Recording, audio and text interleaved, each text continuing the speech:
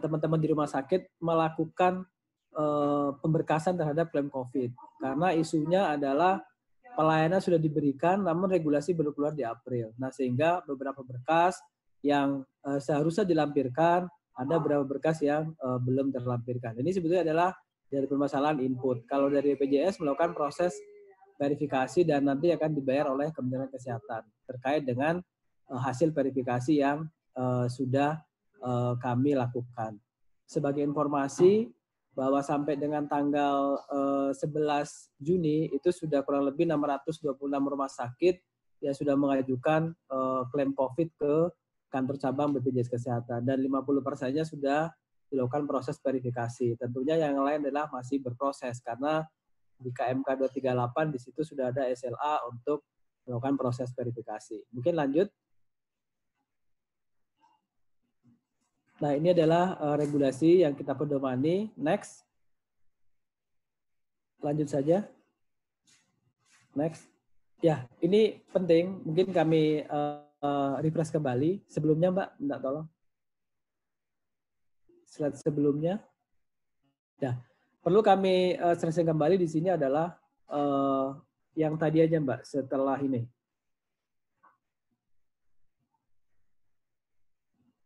Next. Ya, sip. Nah, ini Bapak Ibu mungkin perlu kami stressing kembali di sini adalah bagaimana teman-teman di rumah sakit melakukan proses pengelolaan klaim COVID. Jadi yang krusial adalah bagaimana pada saat melakukan proses entry melalui iklim inasi bijis. Karena informasi yang kami dapatkan untuk pelayanan keluhan COVID ini seluruh rumah sakit itu bisa memberikan pelayanan dan mengajukan klaimnya. Artinya kalau bicara rumah sakit di sini kaitannya dengan iklim, aplikasi iklim ini mungkin yang sudah bekerja sama atau memberikan pelayanan dalam program JKN itu sudah terpapar. Namun akan jadi isu kalau rumah sakit yang memberikan pelayanan COVID namun belum bekerja sama ataupun belum memberikan pelayanan dalam program JKN. Jadi ini yang nanti akan kita stressing di sini bagaimana menginput ke dalam aplikasi iklim inasi bijis secara benar dan tepat karena nanti akan ada kaitannya juga pada saat melakukan proses penagihan klaim. Nah, kemudian lanjut. Nah, di sini yang perlu kita stressing kaitannya dengan norma pengkodingan. Jadi di dalam KMK 238 itu sudah dibuat ya norma pengkodingan untuk kasus COVID. Jadi memang untuk kasus COVID ini agak berbeda dengan kasus di dalam JKN.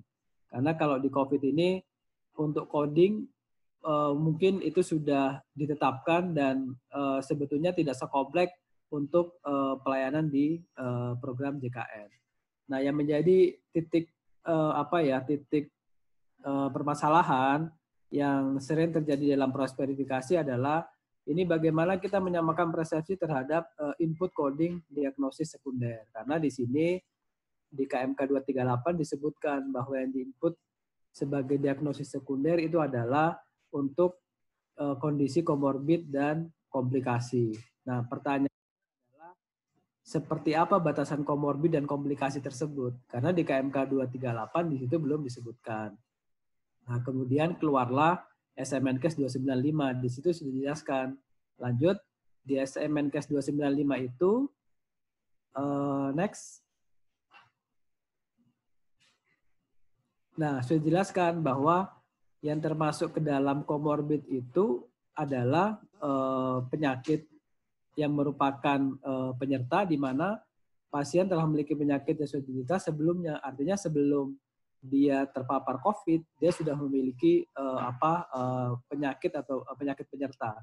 Nah, di sini sudah dirinci sebetulnya di poin B, penyakit penyerta itu apa aja, mulai dari penyakit imunokompromis sampai penyakit jantung, hati, diabetes mellitus sampai dengan kanker. Di sini sudah ada. Jadi yang terjadi di lapangan memang saat ini beberapa permasalahan klaim itu berkutat dia adalah bagaimana rumah sakit menginput diagnosis sekunder. Kenapa harus fokus ke diagnosis sekunder? Karena ini ada kaitannya nanti dengan norma pentarifan. Karena akan berbeda pentarifannya antara COVID dengan komorbid dan kasus COVID tanpa komorbid. Jadi clear di sini penjelasan di EC 295 itu penyakit komorbid itu apa aja ada di poin B. Ya, lanjut. Kemudian tadi kita berbicara juga terkait komplikasi. Nah, komplikasi ini definisinya bahwa suatu keadaan yang dialami peserta selama masa perawatan. Artinya pada saat perawatan kemudian ada komplikasi, tentunya ini sudah menjadi jaminan daripada pelayanan COVID-19. Akan lain halnya kalau ternyata untuk COVID-nya sudah dinyatakan sembuh oleh DPJP dari pemeriksaan klinis, laboratoris, dan radiologis, namun masih membutuhkan pelayanan untuk komplikasinya, tentunya ini akan dijamin oleh JKNK atau asuransi kesehatan atau pasien kalau dia adalah sebagai masyarakat umum. Nah, ada satu lagi terkait dengan koinsiden. Memang koinsiden ini tidak diatur di dalam norma pengkodingan. Namun kalau koinsiden ini kita definisikan bahwa ada dua keadaan ataupun kondisi penyakit yang terjadi dalam satu episode perawatan. Ini contohnya pasien hamil pada saat dia masuk ke UGD, kemudian dia di situ belum tahu apakah dia terpapar COVID atau tidak, namun dalam perjalanannya, dalam pemeriksaan laboratorium dan radiologinya dia diketahui terpapar COVID, sehingga penjaminannya ini bisa jalan bersamaan. Ini sesuai dengan SMNKes 295. Lanjut. Nah, kemudian yang perlu sama-sama kita ketahui juga adalah bagaimana norma tarif di FKRTL. Sebetulnya kalau di aplikasi ini sudah kita buat logiknya dalam aplikasi bagaimana cara menghitung norma tarif untuk diajukan ke BPJS Kesehatan. Namun secara theoretically di sini disebutkan bahwa untuk rawat jalan itu clear menggunakan tarif inasi bijis rumah sakit kelas A regional 1. Jadi apakah rumah sakitnya dia di regional 2, regional 3, tetap tarifnya mengacu ke tarif regional 1. Apakah rumah sakitnya kelas A, kelas B, atau kelas C tetap mengacu ke rumah sakit kelas A. Untuk rawat inap di sini ada perhitungannya. Jadi dalam program pelayanan COVID ini kan pentarifannya mengikuti dua ya. Satu mengikuti tarif inasi bijis, kemudian yang kedua adalah tarif cost per day.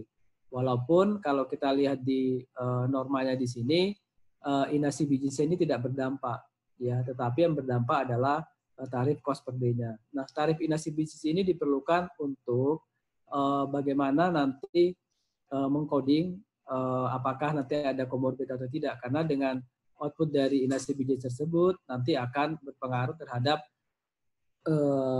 biaya klaim yang diajukan oleh rumah sakit. Nanti kami di belakang akan menyampaikan beberapa kesalahan ataupun error yang dilakukan oleh teman-teman rumah sakit pada saat menginput ke aplikasi inasi bijis. Jadi di sini clear, dan nanti dari total klaim ini akan ada pengurangan, yaitu di C, apa yang dikurangi yaitu untuk APD dan obat-obatan dari bantuan. Nah, bantuan di sini adalah bantuan dari pemerintah pusat. Jadi seumpama ada rumah sakit yang memperoleh bantuan dari NGO, itu tidak menjadi pengurang terhadap biaya klaim yang diajukan ke pemerintah. Jadi clear di sini adalah APD dan obat-obatan ini yang dikurangi adalah bantuan dari pemerintah pusat. Dan untuk datanya seperti apa? Datanya satu pintu, jadi kita nanti akan mendapatkan data dari pusat krisis dan Kementerian Kesehatan. Jadi tidak nanti laporan dari daerah, karena kalau laporan dari daerah khawatirnya data tersebut mungkin valid, tapi kita khawatirkan ada nanti kesimpang siuran sumber data yang dipergunakan dalam melakukan pengurangan terhadap klaim COVID, sehingga nanti kita pusat datanya tersumber satu, ya jadi satu. Kemudian untuk tarif rawat inap di sini menggunakan tarif rumah sakit kelas A regional 1 dan kelas perawatan kelas 3. Sebetulnya ini dalam kepentingannya adalah untuk mengcoding diagnosa sekunder yang ada di dalam iklim inasi bijis. Ya, lanjut. Nah, ini adalah norma tarif yang ada di KMK 238. Di sini dipisah jadi dua. Itulah kenapa tadi kami di depan stressing terkait dengan pentingnya menentukan pada saat pasien masuk apakah ada komorbid atau tidak ada komorbid. Karena jika ada komorbid tentunya pentarifannya ini akan berbeda-beda ya. Kemudian jika tanpa komorbid dia tarifnya, kita ambil contoh satu ICU dengan ventilator masuk ke rumah sakit tanpa komorbid, di sini tarifnya 15.500.000. Namun akan berbeda pada saat pasien tersebut memiliki komorbid ataupun komplikasi, sehingga di sini tarifnya menjadi 16.500.000. Nah, itulah sebetulnya kenapa penting kita memahami komorbid kondisinya seperti apa, kasusnya seperti apa, sehingga nanti tidak terjadi kesalahan dalam mengajukan klaim ke BPJS Kesehatan untuk dilakukan proses verifikasi. Lanjut. Ya, kemudian ini kami sudah sampaikan tadi untuk bantuan APD. Nah, ini ada kondisi pada saat rumah sakit menerima pasien COVID karena keterbatasan sarana prasarana, sehingga pasien tersebut dirujuklah ke rumah sakit lain. Nah, di sini mengikuti ketentuan. Ya. Jadi artinya jika dirawat kurang dari 6 jam, rumah sakit yang merujuk dapat tarif dibayar inasibilis rawat jalan. Sampai dengan nanti apabila dia dirawat selama 5 hari, dia dibayar 100%. Dan ini sebetulnya ketentuan ini juga perlu dipahami karena ini juga akan berdampak terhadap pengajuan biaya klaim oleh rumah sakit. Termasuk di KMK 238 itu diatur juga pemulasaran jenazah. Namun untuk tarifnya ini dicantumkan di dalam SE 295. Di sini termasuk pemulasaran jenazah sampai dengan desinfektan mobil jenazah, dan sudah ada besaran tarifnya juga di sini. Lanjut. Ya, ini secara singkat bahwa kami melakukan proses verifikasi itu ada 4 tahap ya, dari menerima klaim, melakukan proses verifikasi klaim, kemudian konfirmasi hasil verifikasi klaim ke rumah sakit, ini berlaku konfirmasi negatif, dan berita acara hasil verifikasi klaim ini nanti akan kami kirimkan ke Kementerian Kesehatan. Nah, ini berproses selama 7 hari kerja. Jadi saya kira ini agak berbeda dengan klaim JKN. Kalau klaim JKN di situ di state bahwa kami melakukan proses verifikasi dan pembayaran klaim maksimal 15 hari kalender. Jadi karena kami hanya melakukan proses verifikasi, tidak melakukan proses, waktu kami adalah 7 hari kerja. Lanjut. Nah, ini sebagai ilustrasi juga terkait dengan mekanisme alih penjaminan COVID-19. Mungkin sudah disampaikan pada webinar sebelumnya. Yang ingin kami sampaikan di sini adalah bagaimana apabila ada kondisi dia peserta JKN, kemudian untuk COVID-nya dinyatakan sembuh dan butuh perawatan untuk komorbidnya, ini ilustrasinya seperti ini. Jadi bisa dijamin ke dalam program JKN, yang pertama adalah dipastikan PCR atau rapid testnya negatif. Jadi andai kata sudah dikatakan sembuh, kemudian rapid testnya masih positif dan masih membutuhkan perawatan untuk komorbid atau komplikasinya, JKN ini belum bisa kita jamin karena persyaratannya harus PCR dan rapid testnya harus negatif. Ini pun sudah ada di dalam SE Menkes. Kemudian syarat yang kedua adalah bahwa dia sudah dilakukan sebelumnya lagi, slide sebelumnya.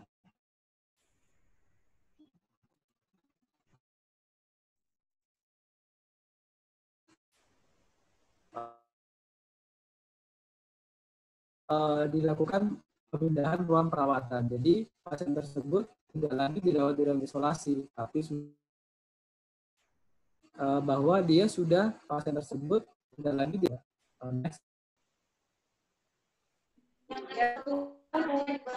tapi sudah dirawat di ruang. Oke, ini. Nah, ini adalah prasyarat kalau nanti dilakukan alih penjaminan COVID ke dalam program JKN. Peserta ini adalah dilupakan harus dibuat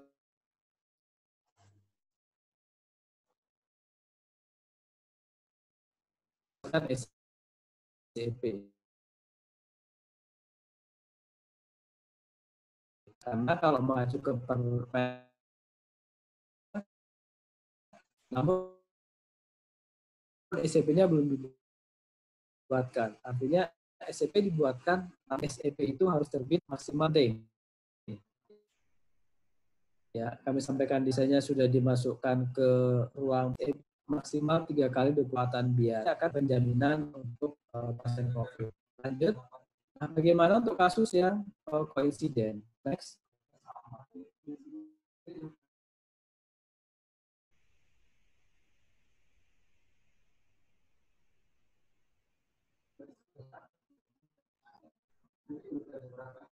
Halo.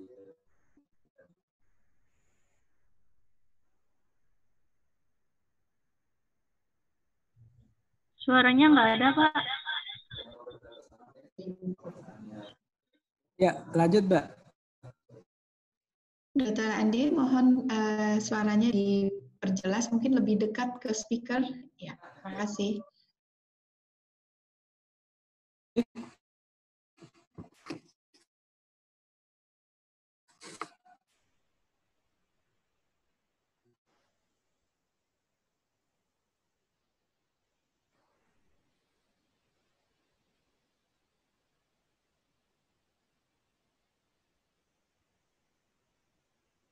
Terima kasih. Ya.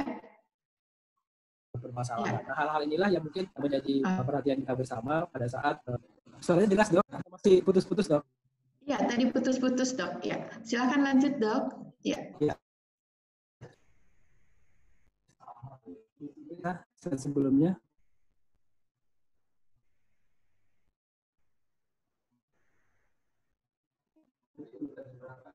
Halo. Apakah yang ini, Dok?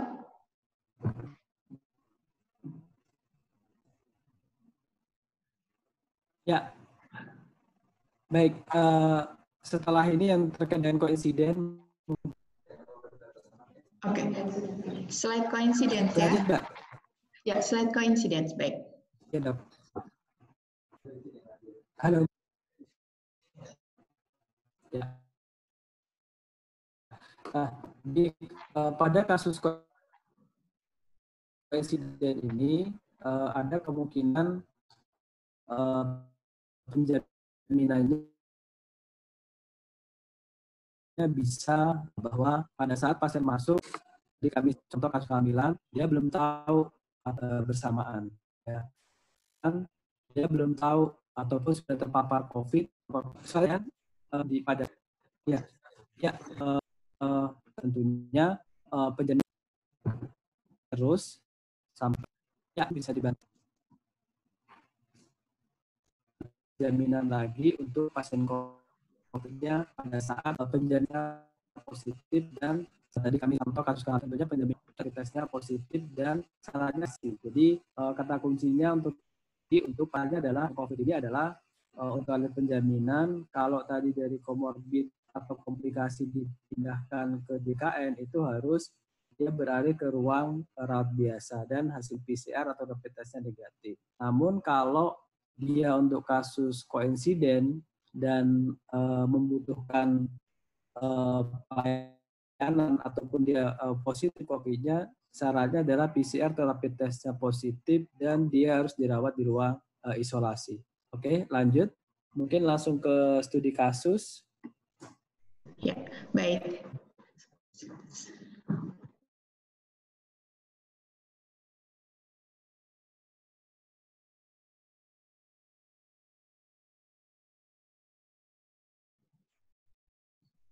Oke. Halo, Dr. Asih. Ya, silakan, Dok. Ini simulasi kasus 1.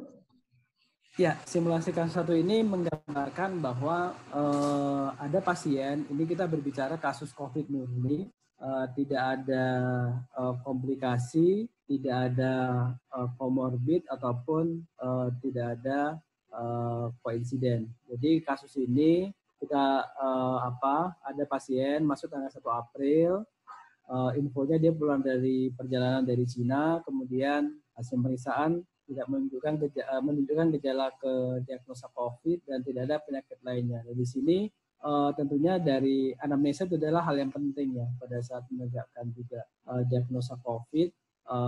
Kemudian pasien ini dirawat selama dari tanggal 1 April sampai dengan tanggal contoh ya, di mana di sini dia dirawat di ruang isolasi non tekanan negatif tanggal 1 April sampai 6 April karena kondisinya memburuk, kemudian dipindah ruang perawatan ke ruangan ICU serta menggunakan ventilator. Nah ini kan ada 2 ruangan tempat perawatan, yang satu adalah isolasi, tetap di ruang isolasi, namun pada saat pertama ini tidak menggunakan ventilator, yang kedua dia dipindahkan ke ICU dan menggunakan ventilator. Kemudian karena kondisinya membaik, maka dipindahkan lagi ke ruang isolasi non tekanan negatif tadi. Kemudian pada tanggal 14 April diperbolehkan pulang karena kondisi sudah membaik.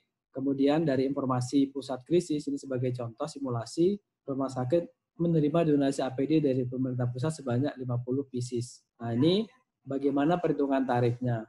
Memang kalau secara aplikasi ini kan Bapak Ibu di rumah sakit langsung mengisi dalam aplikasi, dan yang penting di sini adalah bagaimana memastikan tanggal masuk dan tanggal keluar pasien dari suatu ruangan. Jika pasien tersebut berpindah-pindah ruangan, tentunya harus dipastikan ya, harus dipastikan bahwa ruangan tersebut diinput kapan dia masuk ke ruangan ruangan isolasi non negatif, kapan dia ini penting. Nah, kemudian lanjut.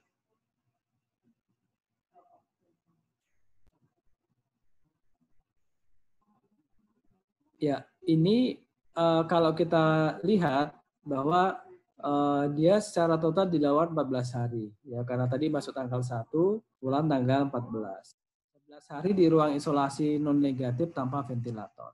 Kemudian 3 hari di ruangan ICU menggunakan ventilator. Ya. Kemudian terkait dengan besaran tarifnya, karena kita sudah tahu lama perawatannya, kita cek besaran tarifnya yang ada di KMK, ya, di KMK dan di SE Menkes. Di KMK ruang isolasi non negatif tarif cost per day-nya itu adalah 7,5 juta. Untuk ruangan ICU dengan ventilator ini 15.500.000. Kemudian untuk unit cost APD ini sudah ada di SE Menkes 295 bahwa per piecesnya adalah 400.000. Nah, karena kita ingin mengetahui tadi norma tarifnya adalah kita harus menggunakan inasi bijis. Tadi kalau di depan itu kan ada A ditambah N kali B dikurangi A dikurangi C. Artinya A ini tetap harus dilakukan grouping sebagai dasar kita untuk melihat diagnosanya apakah ada komorbid atau tidak ada komorbid. Jadi walaupun di sini ada angkanya 2.069.000, namun angka ini tidak dipakai. Ya, yang dipakai adalah dari sisi pengkodingannya. Karena tadi di depan kami sampaikan pengkodingan itu akan membedakan apakah ada komorbid atau tidak ada komorbid. Lanjut.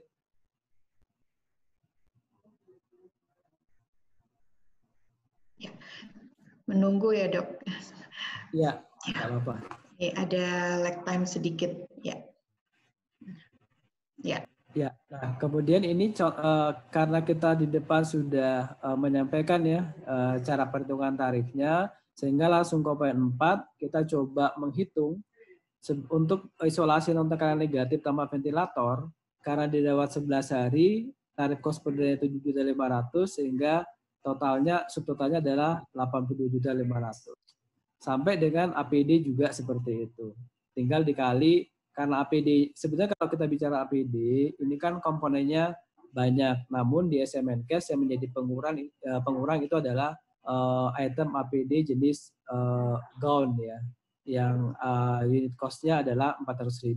Di sini karena dia memakai 50 pieces, sehingga 400.000 dikali 50 totalnya 20 juta. Sehingga untuk pasien ini, untuk pasien khusus yang klaim COVID murni, kalau dimasukkan ke norma perhitungan tarif, tadi A adalah tarif inasi bijis di atas besarannya 2.069.000, Kemudian N ini adalah jumlah loss dan tarif cost per day, karena sudah kita buat di tabel 4 ini, kita tinggal masukkan dia dirawat di ruang tekanan negatif tanpa ventilator 11 hari 82 juta, ditambahkan dengan pada saat dirawat di ICU dengan ventilator 46 juta, kemudian dikurangkan lagi dengan tarif inasi bijis. Di sini kode A-nya, dan karena di sini pasiennya adalah mendapatkan bantuan APD, ya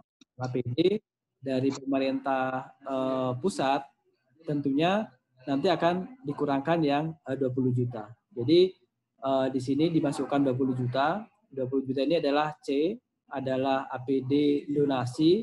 Jadi kalau APD donasi bantuan dari pemerintah pusat, datanya tersentral Bapak Ibu, tidak serta-merta data dari daerah kita pakai, namun kita tadi sampaikan di depan bahwa datanya adalah dari pusat krisis. Ini akan menjadi pengurang. Dan ini pengurangnya adalah secara kolektif, jadi tidak per pasien. Bisa saja mungkin Bapak Ibu saat ini sudah mengirimkan klaim ke kami, namun belum dilakukan pengurangan APD, karena sampai saat ini data kami masih berkoordinasi dengan pusat krisis dan Kementerian Kesehatan. Jadi total klaimnya adalah 109 juta. Nah, ini adalah contoh simulasi kasus COVID murni, jadi tanpa ada komorbid atau komplikasi dan bukan kasus koinsiden. Mungkin lanjut.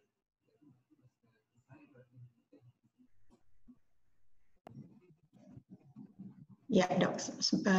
Menunggu, Dok. Ya, silakan. Ya, baik. Nah, yang kedua ini terkait dengan kasus klaim COVID dengan komorbid.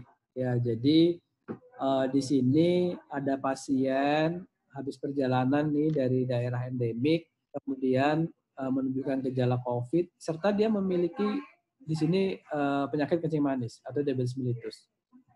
Dan pasien dirawat dari tanggal 1 sampai 14 April, dan pada tanggal 15 April, pada tanggal 14 ini dinyatakan membaik oleh DPJP, namun masih memerlukan perawatan karena gula darah Tuan X sangat tinggi. Nah, kebetulan pasien ini adalah pasien JKN, ini sebagai contoh.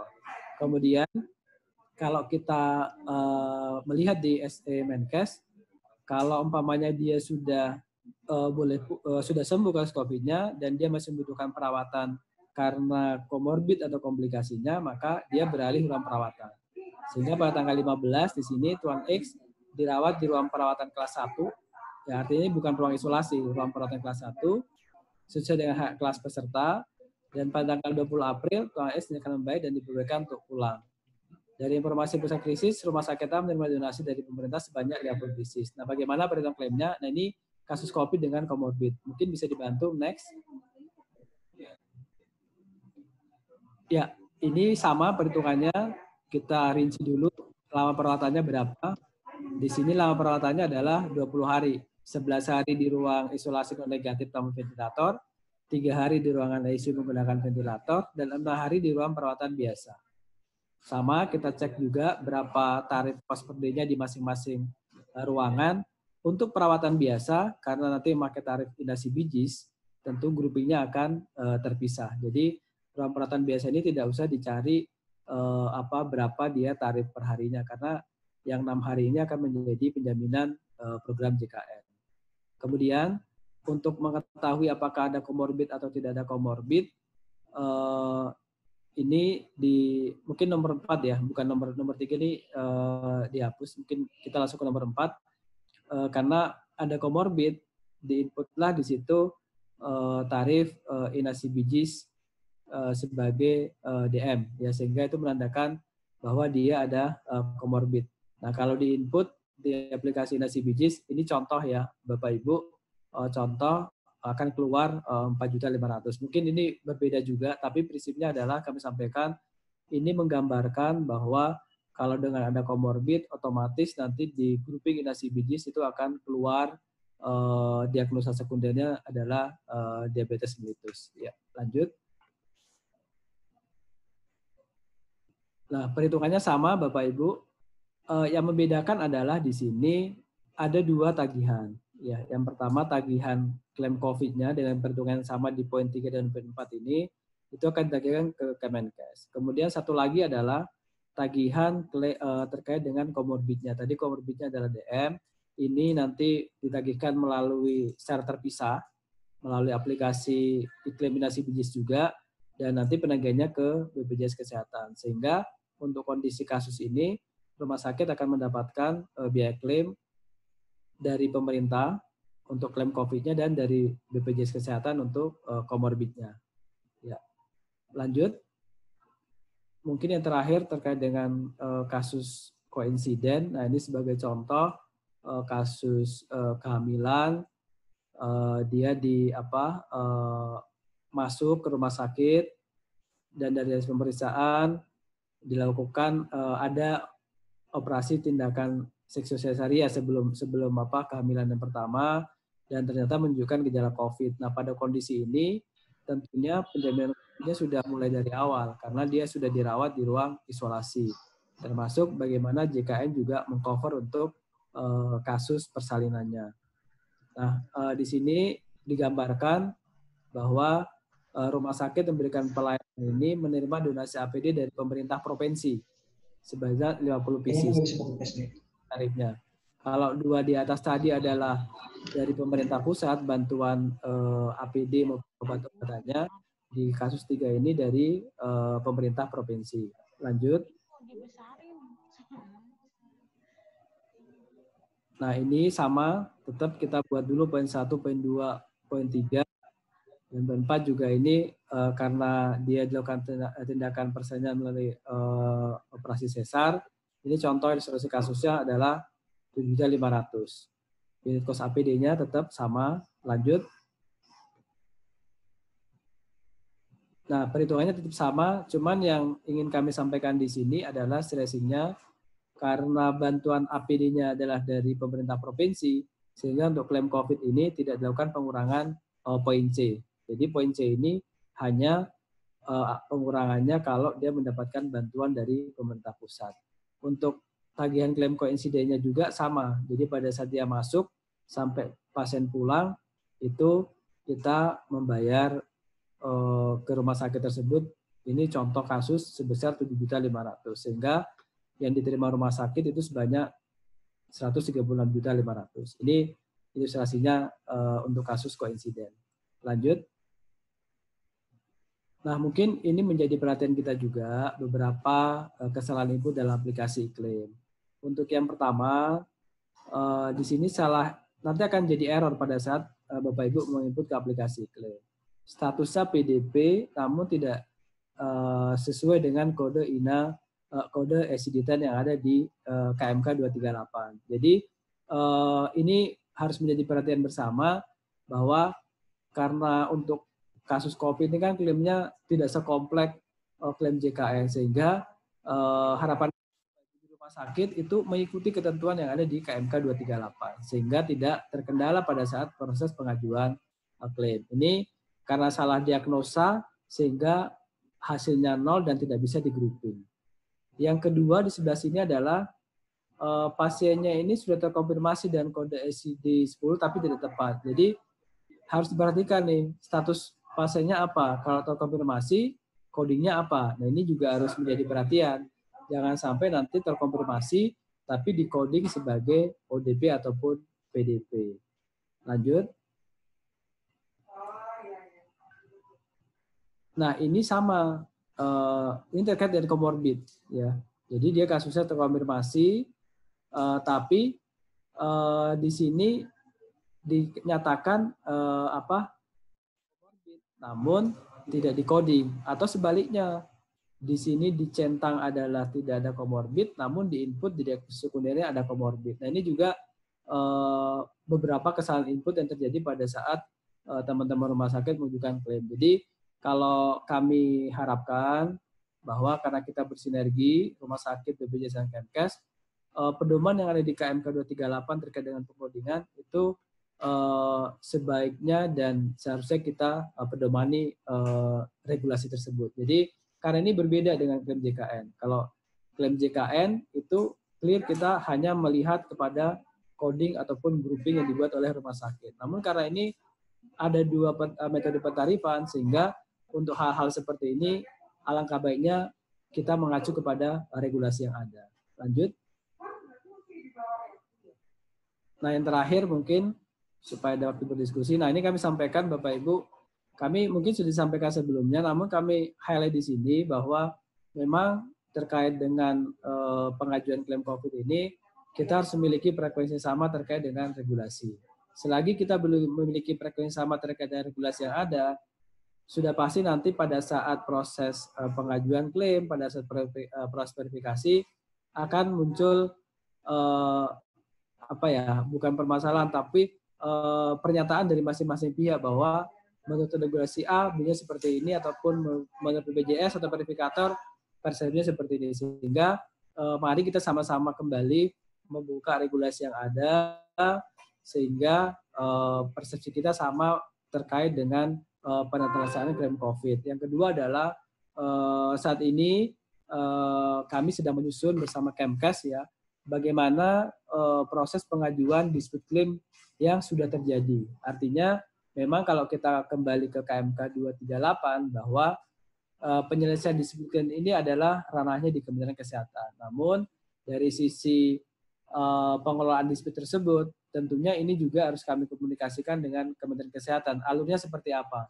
Apakah seperti alur dalam program JKN ataukah by system? Nah, ini saat ini sedang kami susun alur prosesnya. Mudah-mudahan dalam waktu yang tidak lama ini bisa selesai, dan nanti kami juga berharap dengan tim di Kemkes dan BPJS itu nanti untuk penyelesaian dispute claim ini tidak berbeda dengan program JKN, nanti akan by system, tersistemasi. Jadi karena kita di sini sudah dalam bentuk pengajuan klaim juga dalam bentuk soft file, tidak lagi hard copy, termasuk juga nanti untuk dispute-nya juga dalam bentuk sistem. Jadi nanti tidak ada buka berkas dan sebagainya. Nanti sudah ada notifikasi di sistem tersebut apakah klaim yang dispute tersebut dapat ditindaklanjuti rumah sakit ataukah tidak dapat ditindaklanjuti oleh rumah sakit. Lanjut. Mungkin itu Bapak Ibu yang bisa kami sampaikan. Mohon maaf mungkin pada saat menyampaikan paparan karena mungkin jaringan ada yang terjeda. Kurang lebihnya mohon maaf. Sementara kami akhiri. Assalamualaikum warahmatullahi wabarakatuh. Waalaikumsalam warahmatullahi wabarakatuh. Terima kasih Dr. Andi atas paparannya yang rinci, dan mudah-mudahan Bapak dan Ibu bisa mengikuti ya dari jauh. Hanya sedikit Dok ininya putus-putusnya, selebihnya lancar alhamdulillah. Mudah-mudahan di tempat Bapak dan Ibu demikian pula. Karena pesertanya jauh-jauh ini Dok, dari Sabang sampai Merauke ternyata. Ya. Bapak dan Ibu, sekarang kita akan memasuki tanya jawab. Silakan Bapak dan Ibu tanyakan melalui mekanisme raise hand. Nah, ya raise hand, diklik raise hand-nya. Kemudian nanti Bapak dan Ibu silakan sampaikan. Ya. Kita mulai tanya jawab selama sampai dengan saya batasi dulu untuk 3 orang. Kita punya waktu untuk tanya jawab sampai pukul 11 kurang 5. Dan kemudian nanti kita foto bersama. Dan terakhir mudah-mudahan bisa selesai jam 11:05 ya. Sudah ada? Ya. Ya, silakan Ibu Hesti dari Rumah Sakit Harum menyampaikan pertanyaannya.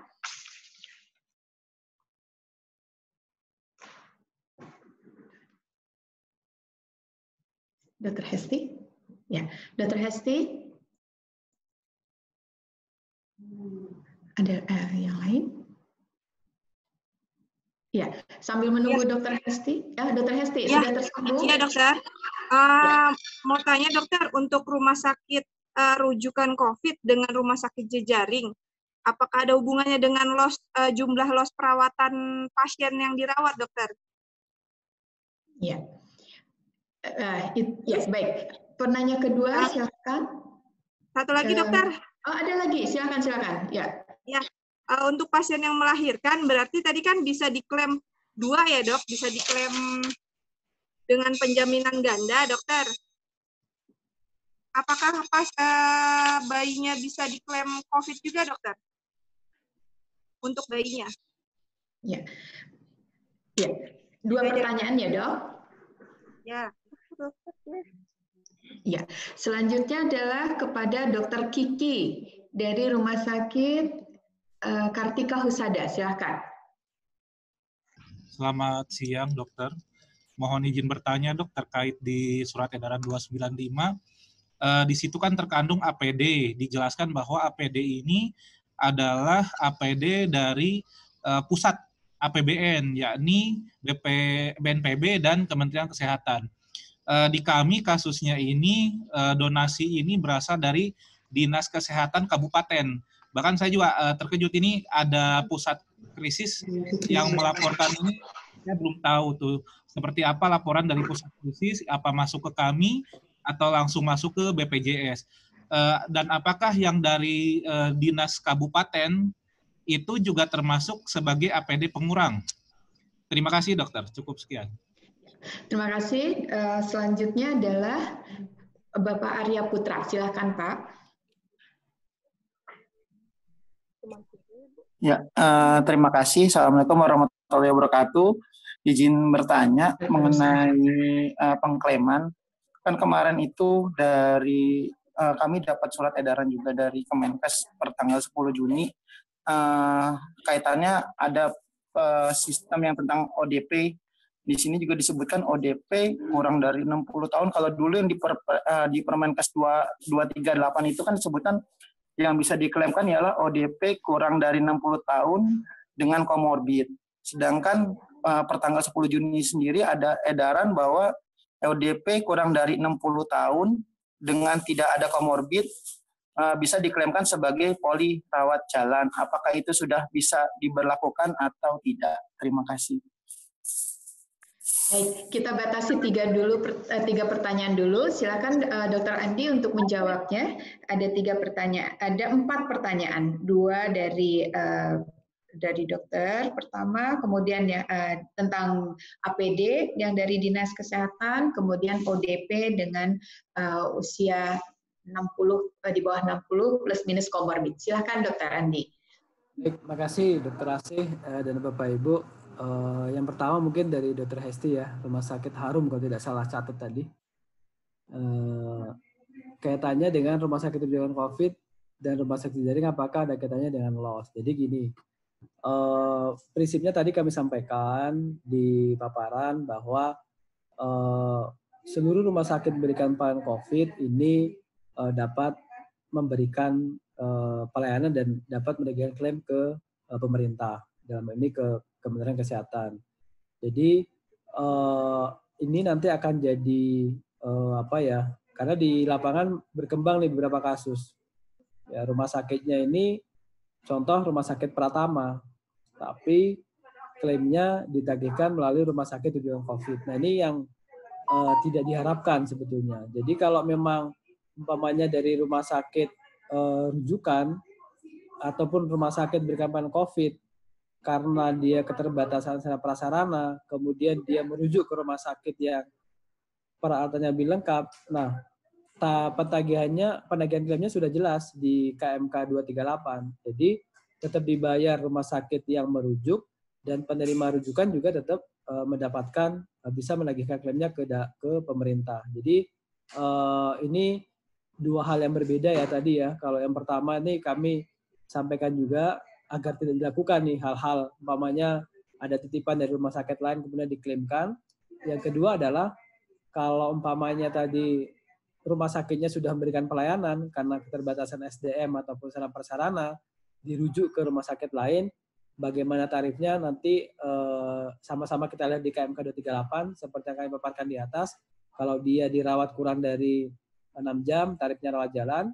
Kalau dia dirawat lebih dari 5 hari, dia tarifnya 100% dari tarif cost per day yang ada di KMK 238. Ya, kemudian yang kedua, betul ya tadi sebagai contoh koinsiden untuk kasus melahirkan klaimnya ganda. Memang itu ganda untuk yang koinsiden. Nah, untuk penjaminan bayinya ini mengacu ke kalau Bapak Ibu mungkin sudah terima juga ya ada surat dari Kementerian Kesehatan pertanggal 10 Juni ini pertanyaan Pak Arya juga tadi, di situ disebutkan bahwa penjaminan bayi dari ODP, PDP atau konfirmasi itu mengacu kepada pedoman yang dikeluarkan oleh organisasi profesi dan gugus tugas. Nah, nanti sama-sama kita cek karena di KMK 238 di situ sudah ada pengkodingan untuk bayi baru lahir. Jadi artinya kalau memang bayinya itu terpapar COVID, ya tentunya itu bisa dijamin pemerintah. Namun ada beberapa pedoman yang sama-sama harus kita lihat. Kami pun juga nanti akan mengecek pedoman yang dimaksud di surat tersebut, karena dasar kita kan KMK. Kalau mengacu ke surat tanggal 10 Juli tadi kan mengacu ke KMK, SMNKes dan pedoman yang dikeluarkan oleh organisasi profesi dan gugus tugas. Jadi prinsipnya kalau memang itu memenuhi kriteria, bayi yang lahir dari pasien COVID itu dapat dijaminkan. Namun kita sama-sama lihat dulu kriterianya seperti apa. Kemudian dari Dr. Kiki, Rumah Sakit Kartika Husada, jadi terkait APD dan obat-obatan, Dok, itu clear, yang dipotong adalah hanya bantuan dari pemerintah pusat. Jadi dari pusat, datanya satu sumber, Dok. Jadi kami tidak serta-merta melakukan pemotongan klaim untuk APD dan obat-obatan sebelum mendapatkan data dari Kementerian Kesehatan. Jadi datanya dari sana. Jika ada bantuan dari NGO, Dinkes Kabupaten Kota atau Provinsi, itu tidak menjadi pengurang untuk penagihan klaim COVID. Jadi datanya satu, sehingga sampai saat ini pun kami belum melakukan pemotongan atau pengurangan terkait dengan APD dan obat-obatan karena datanya masih menunggu dari Kementerian Kesehatan. Itu, Dok. Jadi kalau di luar itu tidak dilakukan pemotongan. Itu clear ya. Memang di KMK 238 hanya tertulis pemerintah. Nah, namun kita perjelas ke KMKes pemerintahnya ini seperti apa? Ternyata pemerintah pusat. Kira-kira seperti itu. Ya. Kemudian dari Pak Arya tadi ya, ini betul ya di KMK 238 di situ tidak disebutkan ya. Jadi kemarin waktu kami duduk bersama dengan KMKes memperjelas yang di KMK 238 penjaminan untuk ODP, PDP dan konfirmasi itu diperuntukkan untuk rawat inap. Jadi karena di SMNKes ada dapat dijaminkan untuk jalan, sehingga di surat tersebut disebutkan ODP kurang dari 60 tahun tanpa komorbid dapat dijamin sebagai rawat jalan. Namun nanti kami akan konfirmasi juga kaitannya dengan aplikasi iklimnya. Intinya kalau di KMKes menyampaikan bahwa ODP kurang dari 60 tahun dapat dijamin yang tanpa komorbid, tentunya BPJS akan ikut. Namun ini perlu kita konfirmasikan juga ke KMKes seperti apa aplikasinya, apakah sudah siap atau belum, apakah cukup dengan surat tersebut untuk dijadikan pedoman dalam proses verifikasi. Tapi prinsipnya BPJS Kesehatan sebagai verifikator itu akan mengikuti setiap regulasi yang dikeluarkan oleh Kementerian Kesehatan. Mungkin itu, Dok. Makasih. Ya, baik Bapak dan Ibu, masih ada satu sesi lagi. Mari kita dibuka lagi. Silakan dengan mekanisme raise hand. Sudah ada satu dari Rumah Sakit Awal Bros Batam. Silakan. Baik, terima kasih, Dok. Pertanyaannya yang pertama, untuk kami udah klaim COVID, kemudian statusnya dispute. Hasil dari keterangan dispute-nya itu salah satunya double claim RJ dan RI. Kemudian yang kedua ada kalimat status RS perujuk itu kurang dari 6 jam dari tanggal pasien datang. Kemudian ada juga ditulis status RS perujuk kurang dari 2 sampai 5 hari. Padahal kami tidak ada merujuk pasien. Jadi kebingungan kami di RS sudah ditanyakan ke verifikator, tapi dari verifikator tidak ada jawaban tentang keterangan ini. Terima kasih. Terima kasih. Selanjutnya Bapak Dr. Adi Suryanto, silakan. Terima kasih. Tadi di presentasi saya lihat itu menampilkan tampilan aplikasi Nasibijis. Ada tambahan keterangan tentang pasien terkonfirmasi, PDP dan sebagainya. Apakah memang aplikasi Nasibijis yang baru itu sudah seperti itu? Kalau memang iya, mohon kami diberi link untuk mendownload aplikasi Nasibijis yang sudah disesuaikan dengan kondisi COVID ini. Terima kasih. Pertanyaan dari Rumah Sakit Mary Cilengsi, silakan.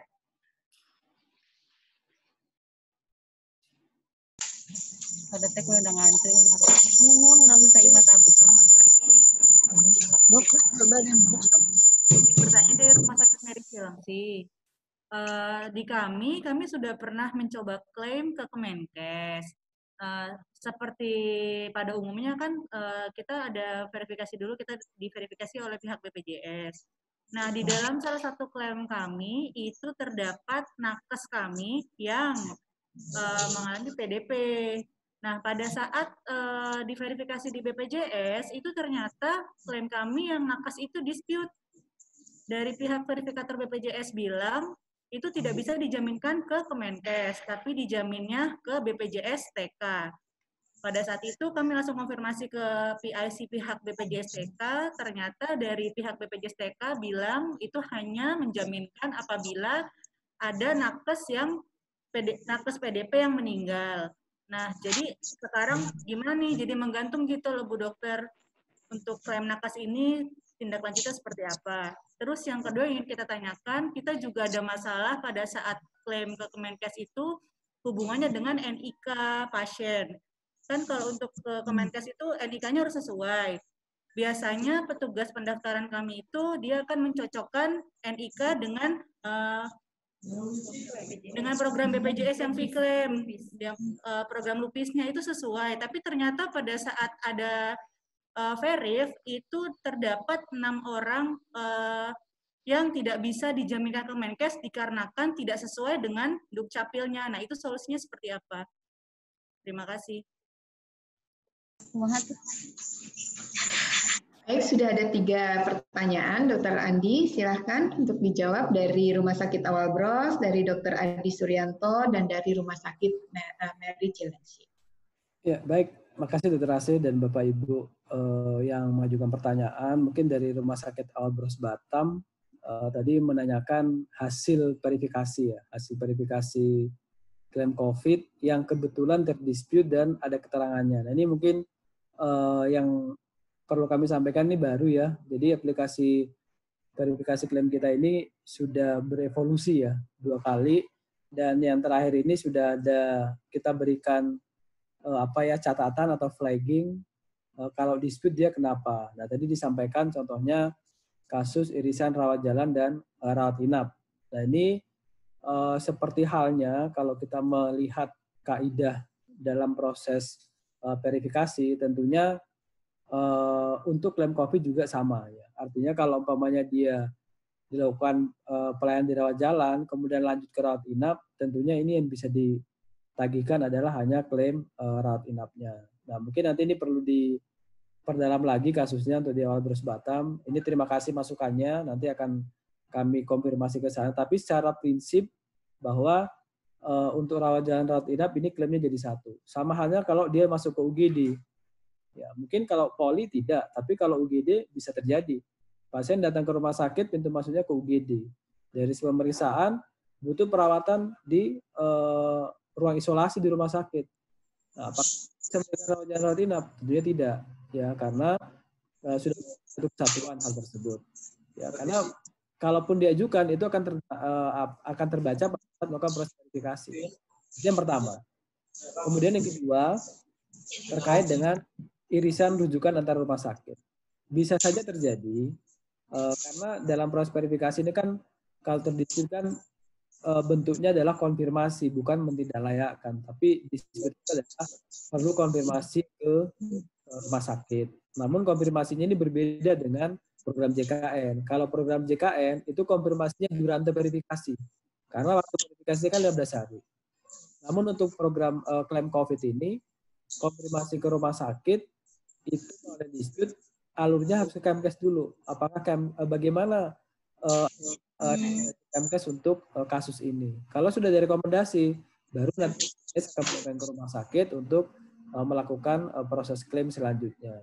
Jadi untuk yang status yang tadi beririsan antara perujuk dan penerima rujukan, ini kalau ada dispute memang harus dilihat dulu. Jangan-jangan nanti rumah sakit tadi sampaikan rumah sakit Albros merasa tidak merujuk pasien. Ataupun mungkin sebaliknya, rumah sakit Albros menerima rujukan dari rumah sakit lainnya. Ya, ini harus dicek kembali. Ya, sama-sama kita cek nanti di lapangan. Nanti ini PR kami mungkin setelah Vkonnya akan kami konfirmasi ke kantor cabang Batam ya terkait kasus ini. Namun pada prinsipnya adalah terkait dengan rumah sakit rujukan dan penerima rujukan, kita sama-sama mempedomani yang ada di KMK 238. Itu penting sama-sama kita pahami bersama supaya frekuensi kita sama. Sehingga nanti jika terjadi kasus dispute, sekali lagi Bapak Ibu, dispute ini adalah bukan kasus tidak layak atau tidak sesuai, namun adalah perlu membutuhkan konfirmasi. Ya. Kemudian Dr. Adi, jadi Dok, untuk aplikasi klaim ini hanya satu, namun fiturnya ada 2 di dalamnya. Fitur untuk penagihan klaim JKN dan fitur untuk penagihan klaim COVID. Dan di awal-awal itu sudah ada perbaikan ataupun pembaruan dari Kemkes karena aplikasi klaim kan aplikasi Kementerian Kesehatan. Jadi sudah dibuat dalam kalau bicara IT itu kan udah dikirim patch-nya ke rumah sakit sehingga nanti rumah sakit tinggal mengupdate. Kalau rumah sakit belum mengupdate aplikasi yang existing yang berbeda sama tentunya ya, itu tentunya dia tidak akan bisa menampilkan tadi yang kami tampilkan aplikasi klaim COVID. Jadi harus diupdate dulu, kira-kira seperti itu. Dan itu sudah menurut kami karena pembahasannya juga bersama ya apa yang harus diinput di situ. Kami itu sudah sangat lengkap ya informasi-informasi. Cuman yang jadi nanti tantangan kita adalah input. Yang paling sering terjadi adalah salah menginput tanggal masuk dan tanggal pulang pasien. Karena menurut kami itu sangat penting karena akan berpengaruh terhadap tarif cost per day ataupun lama perawatan yang dilakukan oleh rumah sakit. Seringkali itu terjadi masalah di situ. Tapi kalau fitur-fitur lainnya saya kira udah lengkap, tinggal nanti sama-sama kalau yang belum diupdate mungkin nanti diupdate bisa menghubungi Cashback Center Kemkes. Nanti bisa kami sampaikan juga nanti karena kita ada grup juga ya, dan Kemkes bisa juga kita nanti komunikasikan apabila ada rumah sakit yang kesulitan dalam melakukan update aplikasi Inacipidis. Atau bahkan ada rumah sakit yang baru bekerja sama, jadi mungkin belum familiar bagaimana cara menginstal, bagaimana cara menggunakan. Nah ini sudah disediakan juga sebetulnya nomor kontak ya, baik dari BPJS maupun dari Kemkes terkait permasalahan yang muncul dalam pengklaiman COVID.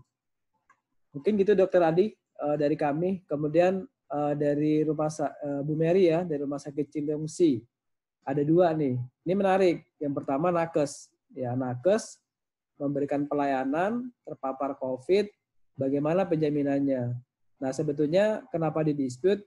Karena ada Kepmenkes ya terkait dengan penjaminan nakes yang terdampak COVID.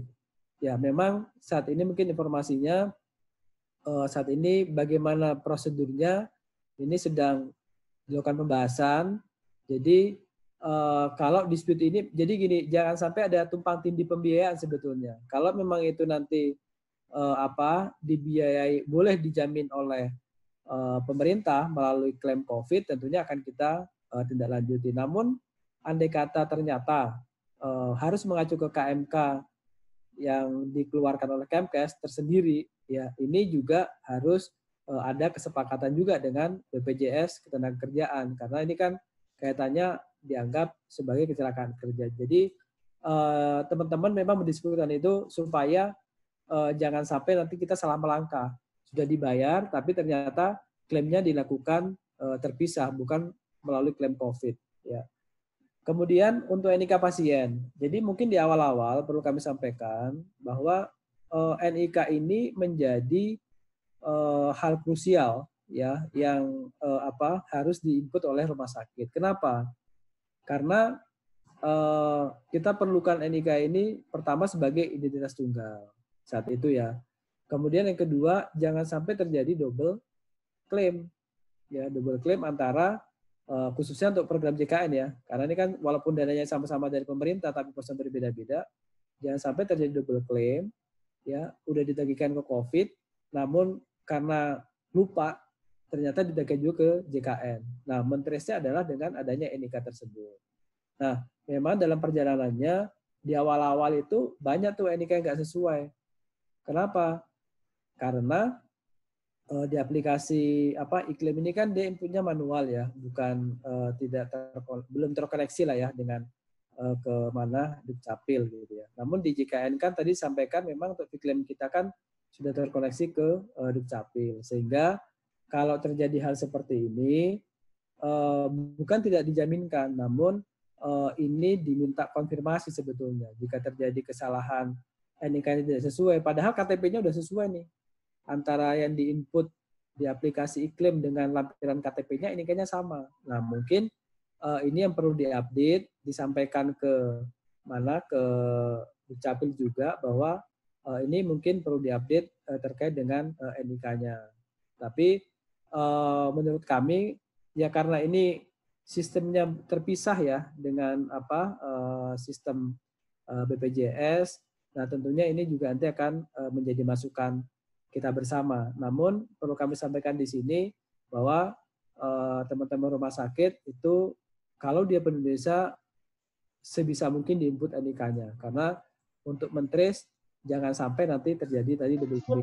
Ini kan kita tidak ingin ya, sudah klaimnya dibayar, kemudian nanti ada auditor masuk, kemudian kita diminta untuk mengembalikan. Nah, ini yang sama-sama kita jaga, kita mitigasi dari awal sebetulnya terkait kenapa NIK itu harus ada. Karena di KMK pun sudah tercantum seperti itu. Mungkin tuh Dr. Asih dari kami sementara. Terima kasih. Ya, terima kasih Dokter.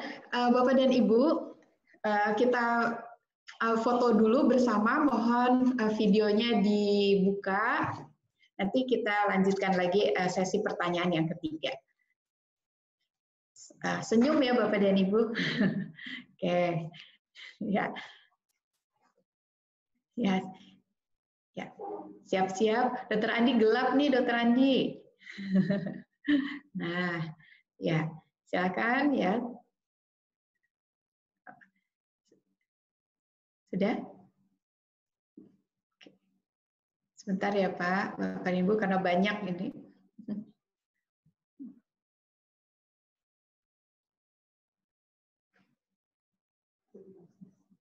Ya.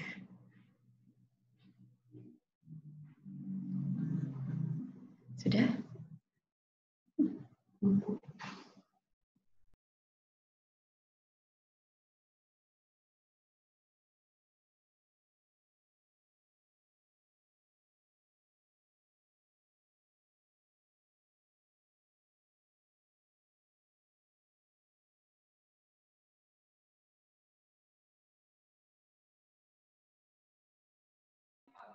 Terima kasih Bapak dan Ibu.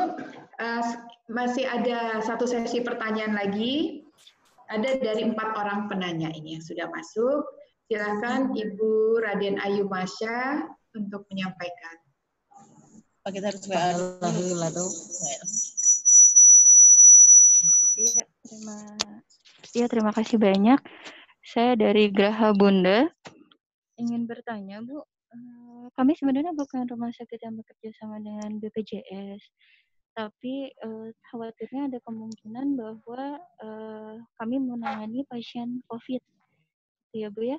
Nah, kebetulan karena sekarang mungkin peningkatan jumlah yang terpapar COVID ini cukup banyak, jadi kami pikir khawatirnya rumah sakit rujukan tidak dapat menerima pasien lagi, sehingga kami harus untuk menangani pasien yang terkena wabah COVID ini.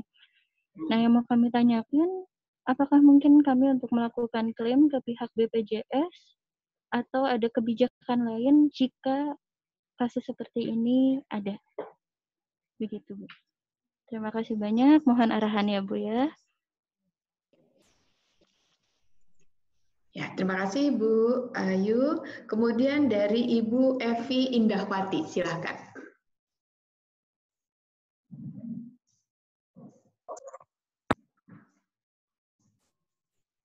Selamat pagi.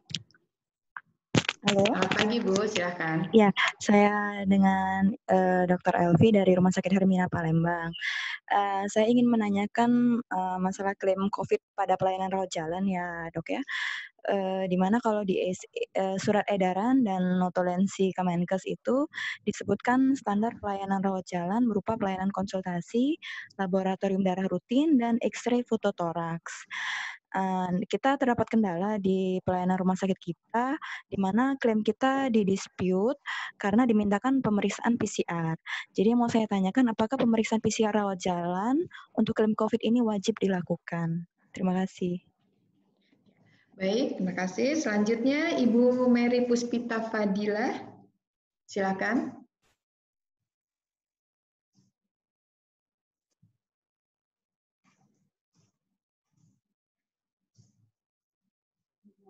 Ibu Mary. Ya Ibu. Ya, itu silakan, kebetulan sama Bu, cuman kita nggak janjian kalau ternyata sama-sama ikut line ini. Jadi pertanyaannya sama dengan yang tadi Raden Ayu Maska, Bu. Oh, terima kasih. Baik. Ya, terima kasih Bu. Ya, sekarang Ibu Novita Indriani, silakan.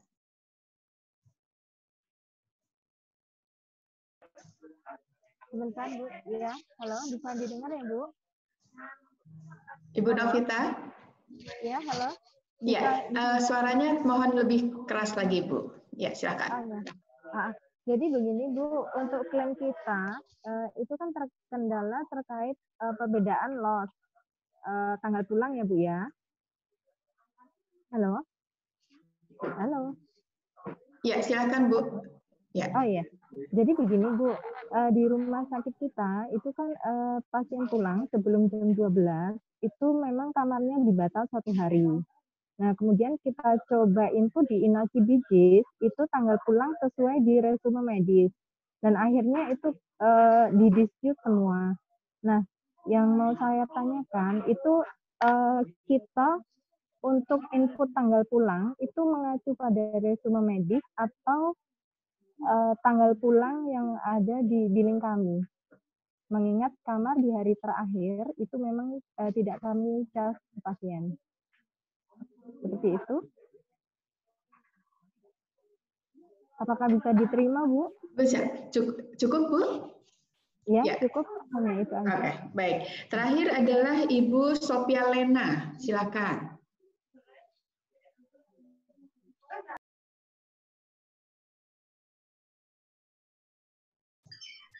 Baik Ibu, terima kasih. Assalamualaikum warahmatullahi wabarakatuh. Mohon izin Ibu, terdengar suaranya? Ya, terdengar jernih. Silakan. Oke. Ibu, kami dari Rumah Sakit Jiwa Daerah Atmausada. Pertanyaan kami, yang awal mungkin kami pertanyakan bahwa kami punya pasien jiwa, cenderung sebagian besar adalah dari pasien terlantar, dan itu berasal dari zona merah Ibu. Jadi selama pandemi COVID ini, kami punya kebijakan, setiap pasien yang masuk itu kita lakukan isolasi maksimal selama 14 hari. Pertanyaan kami, dengan kondisi pasien seperti itu, apakah kami bisa menagihkan pasien tersebut dalam klaim COVID, Ibu? Itu yang pertama. Yang kedua, andaikan itu bisa kami tagihkan dalam klaim COVID, setelah 14 hari, pasien kan kita pindah ke ruang rawatan. Apakah pasien tersebut akan beralih penagihannya ke JKN atau seperti apa? Demikian Ibu, terima kasih. Assalamualaikum warahmatullahi wabarakatuh. Waalaikumsalam warahmatullahi wabarakatuh. Ya, kasusnya sangat menarik ya, Dr. Andi di lapangan, variasinya lebar sekali. Silakan Dr. Andi, ini ada beberapa pertanyaan mengenai klaim, lalu penanganan dispute, dan yang menarik satu lagi adalah kasus di rumah sakit jiwa. Silakan Dok. Baik, makasih Dr. Asih dan Bapak Ibu yang sudah mengajukan diskusi ya. Yang pertama mungkin ada 2 pertanyaan sama nih ya. Apakah rumah sakit dan kerjasama bisa mengajukan klaim ya? ke klaim COVID, kira-kira seperti itu. Jadi mungkin awalnya itu kan ada KMK ya, dari KMKes terkait dengan 132 rumah sakit yang dapat memberikan pelayanan COVID. Namun dengan bertambah jumlah kasus, kemudian di KMK pun sudah dituliskan ya bahwa rumah sakit yang memberikan pelayanan COVID itu dapat mengajukan klaim. Artinya kalau mau mengajukan klaim tentunya dasarnya nanti dicek di KMK 238. Yang pertama adalah siapa yang dapat diajukan pengajuan klaimnya. Tentunya di situ adalah status pasien. Ya, kalau pasien COVID apakah dia ODP, PDP ataukah konfirmasi.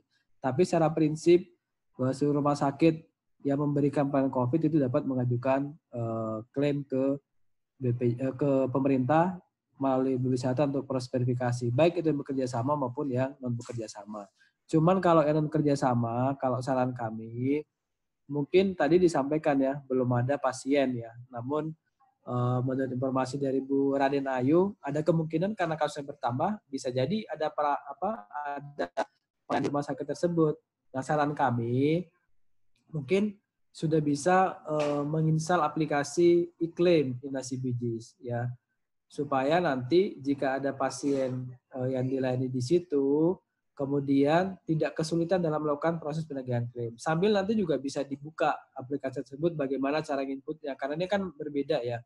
Rumah sakit sudah kerjasama dengan BPJS memberikan pelayanan kepada peserta JKN, tentunya sudah familiar terhadap aplikasi klaim. Nah, mungkin itu yang untuk Bu Raden ya. Kemudian dari Dr. Elvi, Rumah Sakit Hermina Palembang ya.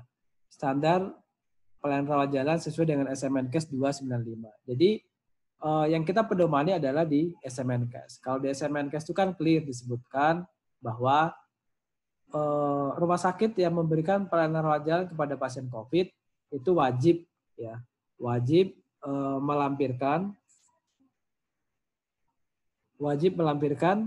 bukti konsultasi dokter, yang pertama. Yang kedua adalah pemeriksaan darah rutin. Ya, yang ketiga adalah pemeriksaan fototorak atau ronsen. Jadi kalau tadi diminta pemeriksaan PCR untuk rawat jalan, ini yang kita pedomani di awal sebelum adanya SMNKes 295. Karena di KMK itu untuk ODP rawat jalan itu kan harus dilakukan pemeriksaan swab ya di situ. Namun setelah adanya SE 295, di situ sudah tertulis tegas bahwa untuk rawat jalan itu harus melampirkan 3 item tadi. Hasil bukti konsultasi dengan dokter, kemudian pemeriksaan laboratorium darah rutin dan pemeriksaan fototoraks. Nah, ini mungkin juga masukan untuk kami ya nanti untuk feedback ke lapangan juga. Terima kasih Dr. Elvi. Namun yang kita pedomani itu adalah yang di ST nomor 295. Ya. Kemudian dari Ibu Novita Ibriani. Jadi loss ini memang hal yang krusial dalam penjaminan klaim COVID karena dampaknya terhadap biaya. Ya, rumah sakit salah menginput loss ada 2 kemungkinan. 1, klaimnya atau bisa lebih kalau salah menginput loss juga. Kalau lebih kan tentunya akan menjadi harus menjadi perhatian kita juga karena jangan sampai nanti pada saat auditor ternyata salah menginput loss. Sehingga di aplikasi e-claim itu sudah disusun betul ya bagaimana cara menghitung loss. Dasarnya dari mana? Tentunya dari resume medis yang ada di rumah sakit. Karena resume medis ini kan dilampirkan nih dalam pada saat pengajuan klaim dalam bentuk soft copy. Sehingga kami akan mengkonfirmasi, meng-cross-check apakah tanggal loss yang ada di resume medis itu sama dengan yang di-input di aplikasi. Kalau itu berbeda, nah teman-teman akan konfirmasi ke rumah sakit mendisputkan klaim tersebut. Jadi kita pedomannya adalah yang resume medis karena itu dilampirkan. Ya, kan nanti memang masing-masing rumah sakit memiliki kebijakan terkait dengan perhitungan loss. Mungkin di beberapa rumah sakit mengatakan bahwa kalau di atas jam 12 sudah harinya bertambah. Ya. Atau yang kedua, kenapa loss ini penting? Karena ini juga akan menjadi perhitungan antara rumah sakit perujuk dan rumah sakit penerima rujukan. Tadi kami sampaikan kalau ternyata dia dirawat kurang dari 6 jam, berarti kan hitungannya bukan hari, tapi hitungannya adalah jam di situ. Ya, mohon maaf, kurang dari 6 jam itu hitungannya bukan hari, tapi hitungannya jam. Sehingga clear yang kita pedomannya adalah resum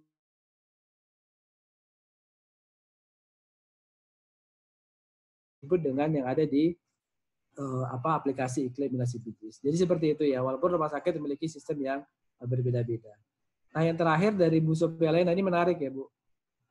Pasien jiwa ya dari zona merah apakah bisa diklaimkan, kemudian diisolasi ya, diisolasi di rumah sakit, apakah bisa diklaimkan ke JKN. Jadi untuk mengklaimkan COVID ini yang pertama kan kita harus tahu dulu ya, dia masuk ke kriteria penjaminan atau tidak. Apakah dia masuk ke ODP? Kalau masuk ke ODP dicek lagi, dia usianya berapa? Ya, apakah lebih dari 60 tahun atau kurang dari 60 tahun? Kalau kurang, di KMK di situ sebutkan harus ada komorbid. Yang kedua, apakah dia PDP ataukah konfirmasi. Jadi yang pertama dilihat itu adalah bagaimana status pasien tersebut. Nah kan sudah ada kriterianya, ODP itu seperti apa, kemudian PDP seperti apa, konfirmasi seperti apa harus dilakukan di situ. Ya, itu yang pertama. Yang kedua adalah di samping kriterianya adalah dicek juga tadi. Dia dirawat di ruang apa? Karena mungkin ini menjadi masukan kita bersama ya, semenjak adanya COVID ini, ada beberapa rumah sakit ya, yang sebelumnya ruang isolasinya hanya sedikit, ya tiba-tiba jadi banyak. Nah, artinya isolasi ini, apakah dia dirawat di ruang isolasi yang sesuai dengan standar? Karena jangan sampai ternyata dia dirawat di ruang terpisah, namun dianggap itu sebagai ruang isolasi. Sehingga untuk ruang isolasi ini juga pada saat kami melakukan proses verifikasi, kami akan mengecek. Biasanya kan kalau ada perubahan ruangan kan ada SK dari direktur ya, ruangan kelas 1 ada sekian, ruang isolasi ada sekian. Sehingga ini dipastikan betul apakah benar-benar dirawat di ruang isolasi atau tidak. Ruang isolasinya sesuai dengan standar atau tidak. Ini yang harus kita pastikan bersama. Jangan sampai nanti hanya diisolasi di ruang biasa mungkin ya dalam satu aula karena mungkin dia klasternya sama ya, kemudian diisolasi dalam satu ruangan besar bersama-sama, tentunya ini yang nanti menjadi perhatian pada saat proses pengajuan klaim ya. Kalau apakah bisa ditemukan klaim COVID atau tidak, tadi dicek dulu ya, karena yang menentukan apakah dia ODP, PDP dan konfirmasi adalah teman-teman di rumah sakit. Yang kedua, cek ruang perawatannya di mana. Kemudian juga tentunya kalau untuk menegakkan diagnosa tersebut, tentunya dibutuhkan pemeriksaan penunjang, apakah laboratorium ataukah ronsen. Di situ kan nanti akan ketahuan ya, apakah dia masuk penjamin COVID atau tidak. Namun selagi dia masuk ke dalam kriteria tersebut, tentunya itu dapat ditagihkan ke dalam program COVID ya. Nah yang terakhir tadi, kalau umpamanya ini sama ya, bisa ditagihkan kalau umpamanya dia itu dianggap sebagai komorbid ya. Komorbidnya mengacu kemana? Mengacu ke SMNKS. Tadi kami disampaikan ya, dari penyakit imunokompromis sampai dengan penyakit kanker. Jadi selagi itu ada di pedoman SMNKS, pengalihan penjaminan itu bisa dijamin dalam JKN kalau dia beserta JKN. Ya, tapi selagi itu tidak ada di SMNKS, tentunya tidak bisa ditagihkan ke dalam program JKN. Mungkin itu Dr. Asih penjelasan kami. Makasih, Dok.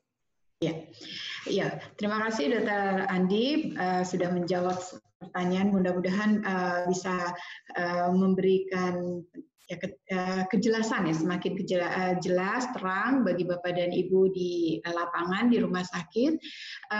Ini banyak yang juga bertanya via chat. Nanti kami akan kumpulkan dan akan sampaikan ke Dr. Andi untuk bisa dijawab ya Dok ya, secara tertulis. Nah, nanti setelah kami mendapatkan dari Dr. Andi, kami akan kirimkan secara umum saja kepada Bapak dan Ibu. Bapak dan Ibu, pas kita jam 11 sudah selesai. Kami juga memahami keterbatasan ruang, waktu. Bapak dan Ibu masih banyak yang ingin bertanya, tapi kita waktu yang membatasi. Saya bisa simpulkan ada 4 hal di sini dari pertemuan kita selama 1,5 jam. Pertama adalah regulasi mengenai penjaminan kasus COVID-19 ini semakin adaptif. terhadap situasi di lapangan. Dan berita baiknya adalah proses pengajuan klaimnya lebih sederhana ya, tidak serumit JKN. Nah, itu tadi kata kunci yang kita dapatkan. Jadi Bapak dan Ibu bisa lebih lebih lega. Kemudian yang ketiga adalah cermati isu-isu kritis, yaitu di sini diagnosa sekunder. Bapak dan Ibu perlu memilah dan mengumpulkan bukti-bukti dukungannya yang cukup supaya bisa ditagihkan yang nilainya lebih tinggi tentunya daripada kasus yang tunggal. Kemudian yang terakhir adalah ketepatan menginput data ke dalam aplikasi supaya Bapak dan Ibu tercegah dari adanya perselisihan dalam pembayaran klaim. Demikian Bapak dan Ibu, terima kasih atas partisipasinya. Terima kasih Dr. Andi Asar atas waktu dan materinya yang luar biasa. Semoga Bapak dan Ibu sekalian semakin tercerahkan dan bisa mengaplikasikannya di lapangan. Bahan-bahan materi akan kami kirimkan via email dan via WhatsApp yang terdaftar pada saat Bapak dan Ibu mendaftar acara ini. Demikian, terima kasih. Wassalamualaikum warahmatullahi wabarakatuh. Terima kasih Dr. Andi. Sama-sama Dr. Edi, Dr. Asih. Ya, terima kasih Bu Asih. Ada Dr. Edi. Dr. Taufik mana ini Dr. Taufik nih? Nggak kelihatan wajahnya ini. Ya, nah ini. Ada fotonya Dr. Taufik. Ya. Dr. Andi, makasih loh ya. Terima kasih Dr. Taufik. Luar biasa Dr. Andi udah memberikan pencerahan kepada kita. Terima kasih Dok. Ada salam Dok. Iya. Jadi Pak Beno ini mau nyamperin Pak Beno Dok. Oh, Dr. Beno ya. Hai Dr. Beno. Luar biasa. Nggak gabung ya. Iya. Lain. Wah, nanti kita gabung lagi di acara berikut. Oke, terima kasih. Pamit Dok. Ya, terima kasih. Terima kasih. Terima kasih semua. Sukses untuk klaimnya. Ya.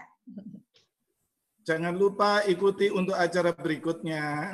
Ya, ada juga training untuk bagaimana membangun rumah sakit efektif. Nanti ada Dr. Ediansa nanti akan memberikan training dengan narasumber-narasumber yang lain dari Prasetya Mulia, dari mana nanti kita siapkan untuk Bapak Ibu semua.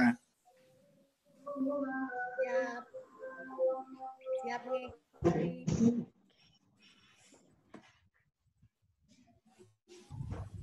Oke, kita off dulu, mau sholat Jumat. Yuk. Ya, oke. Makasih. Ya.